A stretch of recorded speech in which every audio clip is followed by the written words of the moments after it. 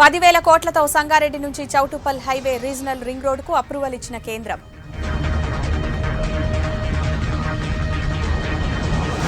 ఈసారి మందుల కొనుగోలు పెంచుతామన్న ఈటల, బయో ఏషియా సదస్సు ప్రారంభించిన మంత్రి కేటీఆర్. టీఆర్ఎస్ తరఫున సురభి వాణీదేవి నామినేషన్, ఎమ్మెల్యేలు మంత్రులదే ప్రచార బాధ్యతన్న సీఎం. ఎమ్మెల్సీలుగా రామచంద్రరావు, ప్రేమేందర్ నామినేషన్లు, టీఆర్ఎస్ ను ఓడిస్తేనే కొలువులు, పీఆర్సీ వస్తాయన్న సంజయ్. నిరుద్యోగులు కేసీఆర్ కు పంచిస్తారన్న రేవంత్, ఖమ్మంలో పొలంబాట ముగించిన మల్లు భట్టి.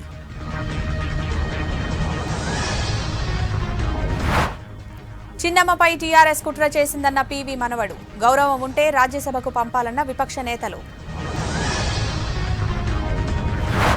అడ్వకేట్ దంపతుల హత్య కేసులో బిట్టు శ్రీను అరెస్ట్, ఎంత పెద్దవాళ్లున్నా వదిలేది లేదన్న ఐజీ నాగిరెడ్డి. ప్రజలను మమత మోసం చేశారన్న ప్రధాని మోడీ, బెంగాల్, అసోంలలో అభివృద్ధి కార్యక్రమాలు ప్రారంభం. ఆస్తులను అమ్మడంపై ఉన్న శ్రద్ధ పేదలపై లేదన్న రాహుల్, దేశవ్యాప్తంగా పెట్రోల్ రేట్లపై కాంగ్రెస్ నిరసనలు.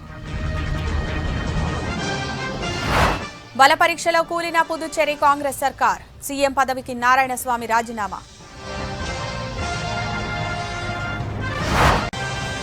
హైదరాబాద్ గ్రాడ్యుయేట్ ఎమ్మెల్సీ ఎన్నికలపై మంత్రులు, ఎమ్మెల్యేలకు దిశానిర్దేశం చేశారు సీఎం కేసీఆర్. పూర్తిస్థాయి బాధ్యతలు తీసుకుని పార్టీని బలపరిచిన సురభి వాణీదేవి విజయానికి పనిచేయాలని నేతలను ఆదేశించారు. ఎమ్మెల్సీ అభ్యర్థిగా వాణీదేవి నామినేషన్ వేశారు. గ్రాడ్యుయేట్ ఎమ్మెల్సీ ఎన్నికల ప్రచారంలో పాల్గొన్నారు మంత్రి హరీష్ రావు.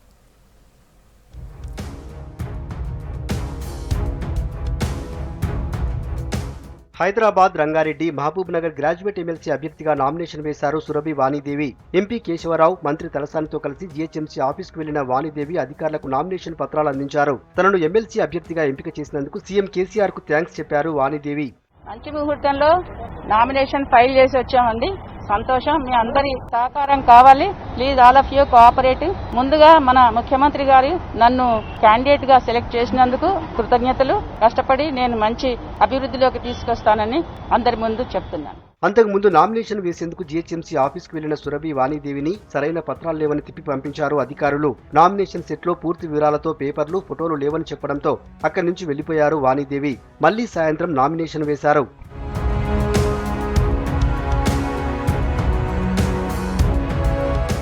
ఉదయం క్యాంప్ ఆఫీసులో హైదరాబాద్ గ్రాడ్యుయేట్ ఎమ్మెల్సీ ఎన్నికల సన్నాహక సమావేశం నిర్వహించారు సీఎం కేసీఆర్. హైదరాబాద్, రంగారెడ్డి, మహబూబ్ నగర్ జిల్లా ఎమ్మెల్యేలు, మంత్రులతో భేటీ అయిన గులాబీ బాస్ ఎన్నికల వ్యూహాలపై దిశానిర్దేశం చేశారు. ఇదే మీటింగ్లో పార్టీ నేతలకు సురభి వాణీదేవిని పరిచయం చేశారు కేసీఆర్. ఎన్నికలకు సమయం తక్కువగా ఉన్నందున మంత్రులు, ఎమ్మెల్యేలు పూర్తి స్థాయిలో బాధ్యతలు తీసుకుని గెలుపు కోసం పనిచేయాలని సూచించారు. అభ్యర్థి అన్ని నియోజకవర్గాలకు తిరిగే అవకాశం లేదన్నారు. ఎమ్మెల్యేలు తమ నియోజకవర్గాల్లో ప్రచారం చేయాలని ఆదేశించారు గులాబీ బాస్.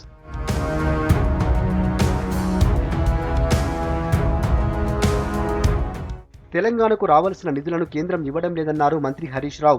ఉక్కు ఫ్యాక్టరీ, గిరిజన వర్సిటీ, రైల్వే కోచ్ ఫ్యాక్టరీ ఏర్పాటులో నిర్లక్ష్యం వహిస్తుందన్నారు.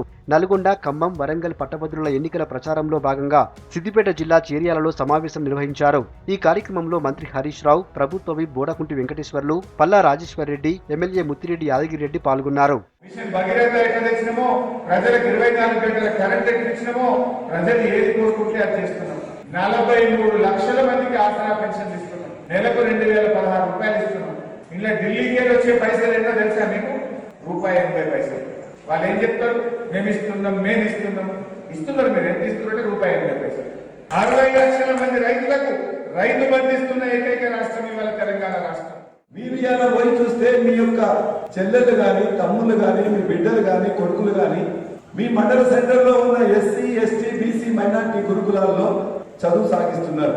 10,500 గురుకుల పాఠశాలలో టీచర్లను రిక్రూట్ చేసుకున్నాం. 8,000 మంది కొత్త టీచర్లను గవర్నమెంట్ స్కూళ్లలో కూడా నియమించుకున్నాం. కొత్త పోలీస్ స్టేషన్లు వచ్చినాయి.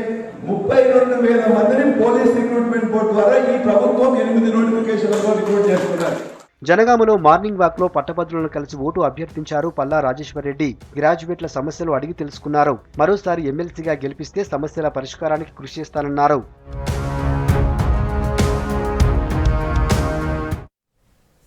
రాష్ట్రంలోని అన్ని వర్గాల ప్రజలను సీఎం కేసీఆర్ మోసం చేశారని ఆరోపించారు బీజేపీ రాష్ట్ర అధ్యక్షుడు బండి సంజయ్.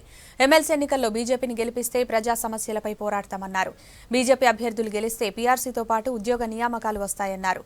ప్రజల పక్షాన పోరాడే అభ్యర్థులను ఎమ్మెల్సీ ఎన్నికల్లో గెలిపించాలన్నారు బీజేపీ నేతలు. ఉద్యోగులు నిరుద్యోగులను ప్రభుత్వం మోసం చేసిందని ఆరోపించారు బీజేపీ రాష్ట్ర అధ్యక్షుడు బండి సంజయ్. ఎమ్మెల్సీ ఎన్నికల్లో బీజేపీ గెలిస్తే ఉద్యోగ నోటిఫికేషన్లతో పాటు పీఆర్సీ వస్తుందన్నారు. దుబ్బాక గ్రేటర్ ఎన్నికల మాదిరిగానే ఎమ్మెల్సీ ఎన్నికల్లోనూ టీఆర్ఎస్ కు బుద్ధి చెప్పాలన్నారు బీజేపీ కోర్ కమిటీ సభ్యులు వివేక్ వెంకటస్వామి. నల్గొండలో బీజేపీ ఎమ్మెల్సీ అభ్యర్థి ప్రేమేందర్ రెడ్డి నామినేషన్ కార్యక్రమానికి సంజయ్, వివేక్ హాజరయ్యారు. నామినేషన్ కు బీజేపీ నేతలు, కార్యకర్తలు భారీ ర్యాలీగా తరలివచ్చారు. ఇలా ఫామ్ హౌస్ లో ముఖ్యమంత్రి మందులో చూడబోతాడు తప్ప ఆయన మీకు చేసేది లేదు. కానీ మా ప్రేమేందర్ రెడ్డి గెలిపిస్తే ఫామ్ హౌస్కి వెళ్ళి ముఖ్యమంత్రి గల్లా పట్టి బయటికి గుంజుకొచ్చేద్దాము.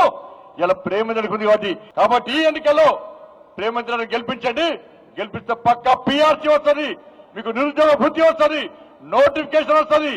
100 మంది టీఆర్ఎస్ కార్యకర్తలకు ఒక్క భారతీయ జనతా పార్టీ కార్యకర్త చాలు అని చెప్పి సందర్భంగా మనం చేస్తున్నాం. మిత్రులారా, కేవలం నేను పేరుకే అభ్యర్థి కానీ నిజమైన యొక్క అభ్యర్థులు మీరందరూ కూడా అని చెప్పి సందర్భంగా మనం చేస్తున్నాను. మిత్రులారా, టీఆర్ఎస్ నాయకులు పోలీసుని వాడుకొని ప్రతిపక్ష నాయకులను పైన కేసులు పెట్టి ఎవరైతే టీఆర్ఎస్ నాయకులను వ్యతిరేకంగా చేస్తారో వాళ్ళను మర్డర్ చేయించడము, దీని వ్యతిరేకంగా ప్రజలకు మళ్ళొక అవకాశం వచ్చింది ఓటు వేయడానికి. దుబ్బాక్లో జీహెచ్ఎంసీలో ఏదైతే గెలిచినారో మళ్ళీ ఈసారి కూడా ఇక్కడ కూడా డెఫినెట్లీ భారతీయ జనతా పార్టీ గెలుస్తుంది.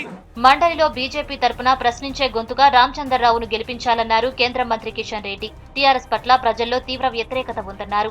ఎమ్మెల్సీ ఎన్నికల్లో బీజేపీ విజయం ఖాయమన్నారు ఎమ్మెల్సీ రామచంద్రరావు. ఓడిపోయే సీటును తమ చిన్నమ్మ పీవీ వాణిదేవికి ఇచ్చారని ఆరోపించారు పీవీ మనవడు బీజేపీ నేత సుభాష్. హైదరాబాద్, రంగారెడ్డి, మహబూబ్ నగర్ ఎమ్మెల్సీ అభ్యర్థిగా రామచంద్రరావు జీహెచ్ఎంసీ హెడ్ ఆఫీస్ లో నామినేషన్ వేశారు. నామినేషన్ కు ముందు రామచంద్రరావు ర్యాలీ తీశారు.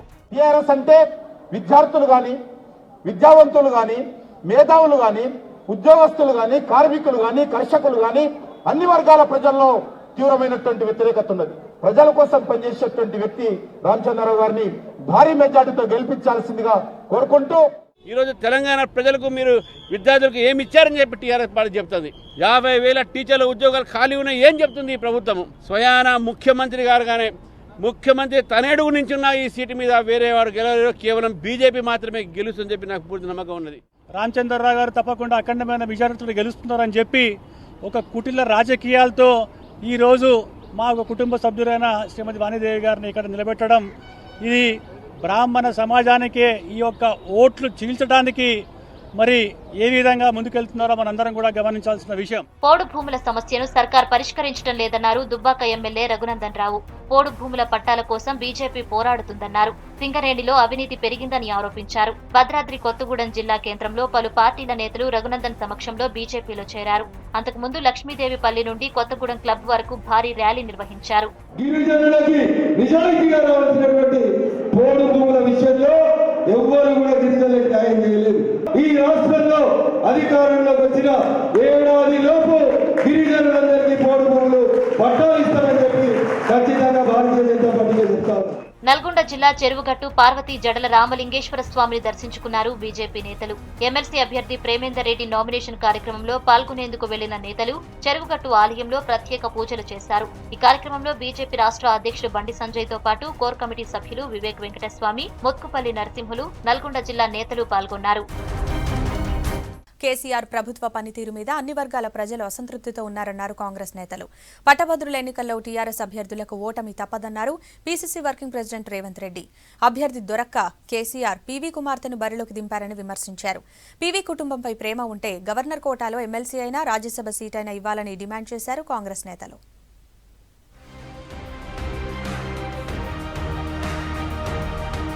పీవీ కుటుంబాన్ని అగౌరవపరచడానికే కేసీఆర్ వాణిదేవిని ఎమ్మెల్సీ ఎన్నికల బరిలో నిలిపారని ఆరోపించారు PCC working president Revanth Reddy.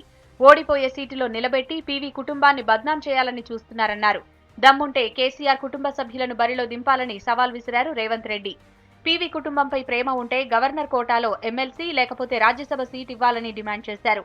ఓడిపోయే సీట్లో పీవీ నరసింహారావు గారి కుటుంబాన్ని పెట్టడం ద్వారా ఇది మొత్తం తెలంగాణ సమాజానికి ఒక పరీక్ష పెట్టాలనుకుంటుండే కేసీఆర్ గారు. ఓడిపోవడం ఖాయం టీఆర్ఎస్. కానీ ఈ ఓటమి ఎవరి ఖాతాలు రాయదలుచుకున్నాడు కేసీఆర్ గారు? కేసీఆర్ ఖాతాలో రాసుకోకుండా పివి నరసింహారావు గారి కుటుంబంలో ఈ ఓటమిని రాసి ఓటమి నుంచి తప్పించుకోవాలని కుట్ర చేస్తున్నాడు ఇవాళ కేసీఆర్ గారు. కాబట్టి ఇట్లాంటి కుట్రలను, కుతంత్రాలను, పన్నాగాలను తెలంగాణ సమాజం నిశితంగా గమనిస్తుంది. పీవీని గౌరవిస్తూ అందరూ అభ్యర్థులు నామినేషన్ ఉపసంహరించుకోవాలన్న మంత్రి తలసానికి కౌంటర్ ఇచ్చారు కాంగ్రెస్ వర్కింగ్ ప్రెసిడెంట్ పొన్నం ప్రభాకర్. గెలవలేని, బలం లేని స్థానంలో వాణిదేవికి అవకాశం ఇచ్చి పీవీని అవమానిస్తున్నారన్నారు. నేను అడుగుతా ఉన్నా, నిజంగా పివి నరసింహారావు గారి మీద ప్రేమ ఉంటే, తెలంగాణ బిడ్డగా మీరు గౌరవించాలనే ఆలోచన ఉంటే వాణి అక్క గారికి రాజ్యసభ ఇవ్వండి, లేదా గవర్నర్ కోటలో నామినేటెడ్ ఎమ్మెల్సీ ఇవ్వండి. కానీ ఈ విధంగా గెలవలేని ఎమ్మెల్సీ స్థానం ఇచ్చి వారిని అవమానపరిచే ప్రయత్నం చేయదని టీఆర్ఎస్ పార్టీని డిమాండ్ చేస్తా ఉన్నా. హైదరాబాద్ రంగారెడ్డి, మహబూబ్ నగర్ గ్రాడ్యుయేట్ స్థానం నుంచి నామినేషన్ వేశారు కాంగ్రెస్ నేతలు. PCC working president Revanth Reddy, Congress నేతలు మల్లు రవి, అంజన్ కుమార్ యాదవ్, చిన్నారెడ్డి తరఫున 4వ సెట్ నామినేషన్ పత్రాలు సబ్మిట్ చేశారు. ఇవాళ టీఆర్ఎస్ ప్రభుత్వం పట్ల చాలా వ్యతిరేకత ఉంది. అంటే 7 సంవత్సరాలు వేచి చూశారు. 2 లక్షల ఉద్యోగాలు రాష్ట్రంలో ఖాళీగా ఉన్నా ఒక్కటి కూడా భర్తీ చేయలేకపోవడం ఈ ప్రభుత్వ వైఫల్యం. ఇలా పీఆర్సీ రాలేదు, సరి అయిన ఫిట్మెంట్ రాలేదు, డిఏ రాలేదు, ఏ ఒక్కటి కూడా ఇవాళ కేంద్రం కానీ రాష్ట్ర ప్రభుత్వం కానీ వాళ్ళ పరిగణలోకి తీసుకోలేదు. కాబట్టి చాలా మంచి ఆదరణ ఇలా కాంగ్రెస్ పార్టీకి ఉంటుంది. కేంద్ర రాష్ట్ర ప్రభుత్వాలు రైతు వ్యతిరేక విధానాలు ఫాలో అవుతున్నాయన్నారు సీఎల్పీ నేత భట్టి విక్రమార్క. అగ్రి చట్టాల వల్ల రైతులకు నష్టం జరుగుతుందన్నారు. రాష్ట్ర ప్రభుత్వం రుణమాఫీ చేయడంలో విఫలమైందని విమర్శించారు. ఖమ్మంలో పొలం బాట, పోరుబాట కార్యక్రమం ముగింపు సందర్భంగా కేంద్ర రాష్ట్ర ప్రభుత్వాల తీరుపై మండిపడ్డారు భట్టి.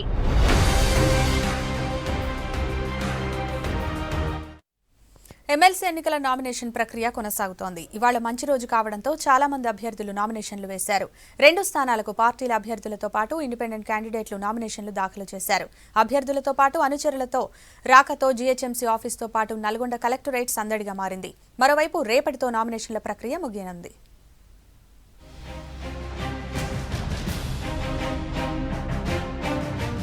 నిరుద్యోగులు, ఉద్యోగుల సమస్యల పరిష్కారానికి పోరాడతానన్నారు టీజేఎస్ అధ్యక్షుడు కోదండరాం. ఖమ్మం, నల్గొండ, వరంగల్ గ్రాడ్యుయేట్ ఎమ్మెల్సీ అభ్యర్థిగా అనుచరులతో కలిసి నల్గొండ కలెక్టరేట్లో నామినేషన్ వేసిన కోదండరాం ప్రజలు కోరుకున్న సామాజిక తెలంగాణ సాధించాలంటే ఎన్నికల్లో టీఆర్ఎస్ పార్టీకి గుణపాఠం చెప్పాలన్నారు.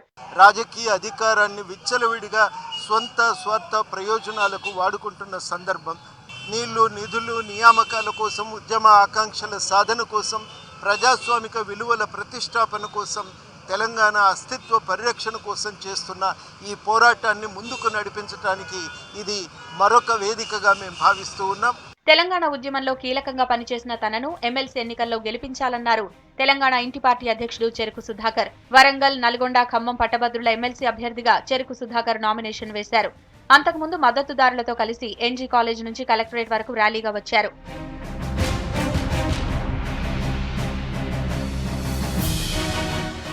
మండలిలో ఉద్యోగులు, నిరుద్యోగుల పక్షాన ప్రశ్నించే గొంతుకను అవుతానన్నారు తీన్మార్ మల్లన్న. ఎమ్మెల్సీ అభ్యర్థిగా నల్గొండలో నామినేషన్ వేశారు. తీన్మార్ మల్లన్న నామినేషన్ కార్యక్రమానికి జనం భారీగా హాజరయ్యారు. విద్య, వైద్యం, అన్ని రకాల సంస్థలకు సంబంధించిన సమస్యలను తెలుసుకున్న తర్వాత వాళ్ళ సమస్యలే ఎజెండాగా, వాళ్ళ సమస్యల పరిష్కారమే ఎజెండాగా ఇవాళ భారత రాజ్యాంగం సాక్షిగా మేము నామినేషన్ దాఖలు చేయడం జరిగింది. ఎవరికి ఓటేయాలి, ఎవరిని ఓడించాలనే విషయంలో ప్రజలందరికీ పట్టభద్రుల క్లారిటీ వచ్చింది. కేజీ టు పీజీ విద్యను సీఎం కేసీఆర్ మర్చిపోయారన్నారు యువ తెలంగాణ పార్టీ వర్కింగ్ ప్రెసిడెంట్ రాణి రుద్రమరెడ్డి. మండలిలో బడుగు బలహీన వర్గాల తరఫున పోరాడతానని హామీ ఇచ్చారు. వరంగల్, నల్గొండ, ఖమ్మం పట్టభద్రుల నియోజకవర్గ ఎమ్మెల్సీ అభ్యర్థిగా రాణి రుద్రమరెడ్డి నామినేషన్ వేశారు.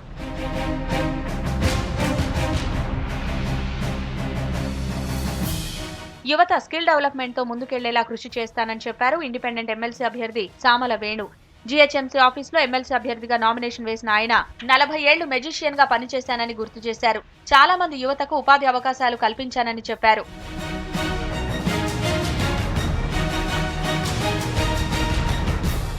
స్వతంత్ర అభ్యర్థులు కూడా భారీగా నామినేషన్లు వేశారు. కాంగ్రెస్ కు రాజీనామా చేసిన హర్షవర్ధన్ రెడ్డి స్వతంత్ర అభ్యర్థిగా నామినేషన్ వేశారు. రిటైర్డ్ ఇంజనీర్ లక్ష్మీనారాయణతో పాటు పలువురు ఇండిపెండెంట్ అభ్యర్థులు నామినేషన్ దాఖలు చేశారు. నామినేషన్లతో నల్గొండ కలెక్టరేట్ తో పాటు జీహెచ్ఎంసీ ఆఫీస్ సందడిగా మారింది.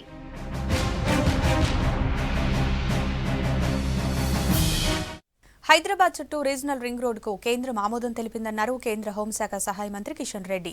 సంగారెడ్డి నుంచి మొత్తం 158 కిలోమీటర్ల దూరం రింగ్ రోడ్డు నిర్మిస్తామన్నారు. నార్థన్ పార్ట్లో రీజనల్ రింగ్ రోడ్డు నిర్మాణం కోసం 9,522 కోట్లు ఖర్చవుతుందన్నారు. ఇది మొత్తం 17,000 కోట్ల ప్రాజెక్ట్ అని చెప్పారు కిషన్ రెడ్డి. రీజనల్ రింగ్ రోడ్డుతో మరింత అభివృద్ధి జరుగుతుందన్నారు. रीजनल रिंग रोड है, ये तेलंगाना विकास के लिए गेम चेंजर होगा। संगारेड्डी, नरसापुर, तूप्रान, गजवेल, जगदेवपुर, भुवनगिरी, चौटुपल, एक फर्स्ट फेस में ये रिंग रोड होगा। ये नॉर्थन पार्ट का होता है। 158 किलोमीटर्स का रिंग रोड इसमें बनते हैं। 9,522 करोड़ नार्थन पार्ट का రీజనల్ రింగ్ రోడ్ కా. కేంద్రం కరోనా వ్యాక్సిన్ ను మార్కెట్లోకి తేవాలన్నారు హెల్త్ మినిస్టర్ ఈటెల రాజేందర్. ఈసారి మందులపై బడ్జెట్ పెరుగుతుందన్నారు. కరోనా కేసులు పెరుగుతుండటంతో గాంధీ, టిమ్స్, నిమ్స్ లో సౌకర్యాలు పెంచాలన్నారు. వ్యాక్సిన్ ఛాన్స్ వచ్చినప్పుడు మిస్ చేసుకోవద్దన్నారు వైద్యాధికారులు.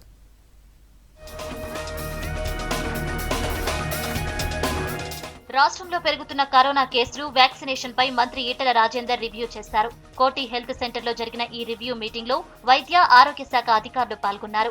మహారాష్ట్ర, కర్ణాటక, కేరళ, ఛత్తీస్గఢ్ రాష్ట్రాల్లో కరోనా కేసులు పెరుగుతున్నాయని, రాష్ట్రంలో కంట్రోల్లోనే ఉందని ఈటెల అన్నారు. మున్ముందు వ్యాప్తి పెరగకుండా టెస్టులు, ట్రేసింగ్, ట్రీట్మెంట్ మరింత మెరుగుపరచాలని అధికారులకు సూచించారు. కేసులు పెరిగిన ప్రాంతాల్లో హోమ్ ఐసోలేషన్ కిట్స్ అందించాలన్నారు. గాంధీ, నిమ్స్ హాస్పిటల్లో మళ్లీ పటిష్టమైన ఏర్పాట్లు చేయాలని అధికారులకు సూచించారు. మహారాష్ట్రకి ఆనుకుని ఉన్న బోర్డర్ ప్రాంతాలపై దృష్టి పెట్టాలని అధికారులకు సూచించారు.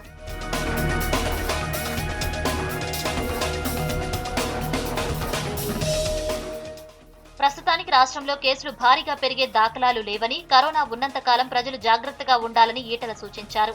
హెల్త్ డిపార్ట్మెంట్, ఫ్రంట్ లైన్ వర్కర్లకు వ్యాక్సినేషన్ ప్రక్రియ కొనసాగుతుందన్నారు. కేంద్రం వ్యాక్సిన్ కి ఒక ధర నిర్ణయించి మార్కెట్లో ఉంచితే మంచిదని మంత్రి ఈటెల అభిప్రాయపడ్డారు. మార్కెట్లోకి అనుమతులు ఇస్తే అందుకు తగ్గట్టు ఏర్పాట్లు చేయాలన్నారు. ఇప్పటి వరకు 11 లక్షలకు పైగా డోసులు వచ్చాయన్న ఈటెల 50 ఏళ్లు పైబడిన దీర్ఘకాలిక వ్యాధులు ఉన్నవారికి త్వరగా వ్యాక్సిన్ ఇవ్వాల్సి ఉందన్నారు. కేసులపై అలర్ట్ గా ఉండాలని సీఎం ఆదేశించారని, ప్రస్తుతానికి కర్ఫ్యూపై ఎలాంటి ఆలోచన లేదన్నారు ఈటెల.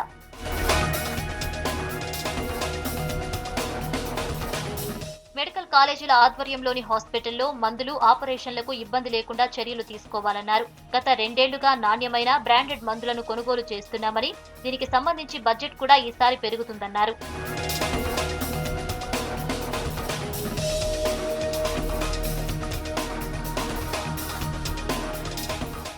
తెలంగాణ పొరుగు రాష్ట్రాల్లో కరోనా కేసులు పెరుగుతున్నాయి.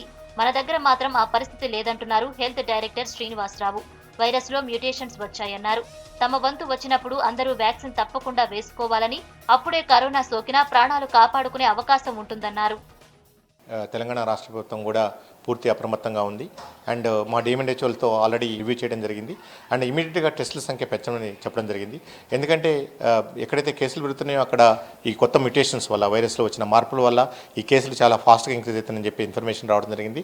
ఏదైతే testing, tracing, isolation especially Covid నియంత్రణలో మనకి ముఖ్య భూమిక పోషించిందో వాటిని రాబోయే రోజుల్లో కూడా కంటిన్యూ చేస్తాము. ఎప్పుడైతే ప్రజలు వాళ్ళు తీసుకోవాల్సిన జాగ్రత్తలు తీసుకోరో, ఓకే, వాళ్ళ బాధ్యతని మరుస్తారో, అప్పుడు మళ్ళీ ఈ వైరస్ విజృంభించే అవకాశం ఉంటుంది. ఈ వైరస్ ఎప్పుడు కూడా తన ఎగ్జిస్టెన్స్ కోసం తను ఫైట్ చేస్తూ ఉంటుంది.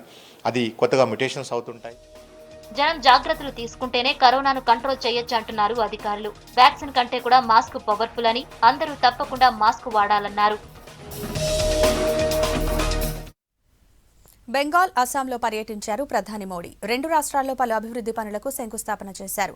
అస్సాంలో వెనుకబాటుతనానికి గత ప్రభుత్వాలే కారణమన్నారు. అస్సాం వనరులను వినియోగించుకోవడంలో గత ప్రభుత్వాలు విఫలమయ్యాయన్నారు. బెంగాల్ ప్రజలు మార్పు కోరుకుంటున్నారన్న ప్రధాని, మమతా ఓటు బ్యాంకు రాజకీయాలు చేస్తున్నారని విమర్శించారు. బెంగాల్లో సిండికేట్ రాజ్యం నడుస్తోందన్నారు ప్రధాని మోడీ. హుగ్లీలో నిర్వహించిన బహిరంగ సభలో ప్రధాని మాట్లాడారు. కేంద్రం రైతులు, పేదల ఖాతాల్లోకి నేరుగా డబ్బులు వేస్తోందన్నారు. కానీ మమతా సర్కార్ పథకాలు ఆ పార్టీ నేతలకు మాత్రమే ఉపయోగపడతాయన్నారు. అందుకే టీఎంసీ నేతలు ధనవంతులుగా మారుతున్నారని, సాధారణ ప్రజలు పేదలుగానే మిగిలిపోతున్నారంటూ విమర్శించారు. బంకిం చంద్ర చటర్జీ నివసించిన వందే మాతరం భవనాన్ని మమతా సర్కార్ పూర్తిగా నిర్లక్ష్యం చేసిందన్నారు మోడీ. ఇది బెంగాల్ ఆత్మగౌరవానికి అన్యాయం చేయడమేనన్నారు. మోడీ వేదికపైకి వచ్చేటప్పుడు జనమంతా వందే మాతరం అంటూ నినాదాలు చేశారు. మోదీ మోదీ మోదీ మోదీ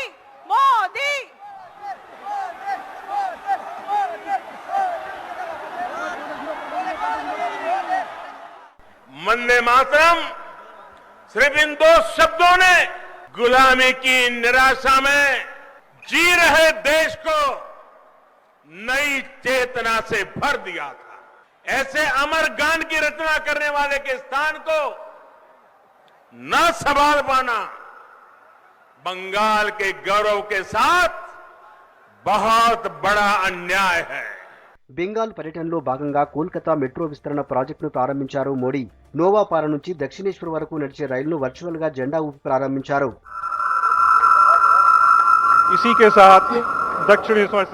అంతకుముందు అస్సాంలో పర్యటించారు మోడీ. గత ప్రభుత్వాల వల్లే అస్సాం వెనుకబడిందన్నారు ప్రధాని మోడీ. దామోజీ జిల్లాలోని సిలపతార్లో గ్యాస్, పెట్రోల్ ప్రాజెక్టులను ప్రారంభించారు. అస్సాంలో మౌలిక వసతులను పెంచేందుకు కేంద్ర రాష్ట్ర ప్రభుత్వాలు కృషి చేస్తున్నాయన్నారు. రాష్ట్రానికి సామర్థ్యం ఉన్నప్పటికీ గత ప్రభుత్వాలు పెద్దగా వినియోగించుకోలేదని విమర్శించారు. అస్సాం టీ, చేనేత, హస్తకళలు రాష్ట్రం ఆర్థికంగా బలోపేతం అయ్యేందుకు తోడ్పడతాయన్నారు. पहले की सरकारों ने इस क्षेत्र के साथ सौतेला व्यवहार किया।